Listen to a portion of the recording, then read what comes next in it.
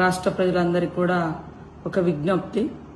మరి ఇప్పటికే వాతావరణ శాఖ తెలిపినటువంటి వివరాల ప్రకారం భారీ నుంచి అతి భారీ వర్షాలు పడేటువంటి అవకాశం ఉన్న దృష్ట్యా మరి అందరూ కూడా అప్రమత్తంగా ఉండి వాగుల దగ్గర గాని చెరువుల కాడికి గాని మరి రాత్రిపూట బయటికి రాకుండా జాగ్రత్తగా ఉండాలి.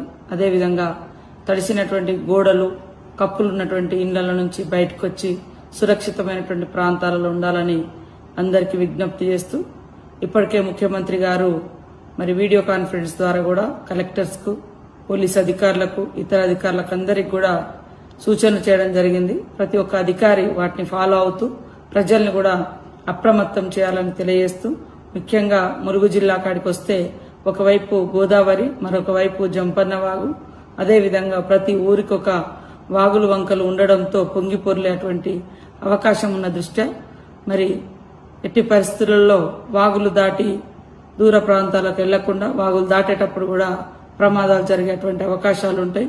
అదే కాకుండా చేపల వేటకు పోయేటువంటి మత్స్యశాఖ సోదరులకు కూడా విజ్ఞప్తి, దయచేసి బయటికి వెళ్లకుండా కుటుంబ సభ్యులతోటే ఉండాలని కోరుకుంటూ అదేవిధంగా కలెక్టర్స్ మరి ముఖ్యంగా ములుగు కలెక్టర్ గారు అధికారులు అందరూ కూడా అప్రమత్తంగా ఉండాలి. పోలీస్ అధికారులు కూడా ప్రజల్ని అప్రమత్తం చేయాలి.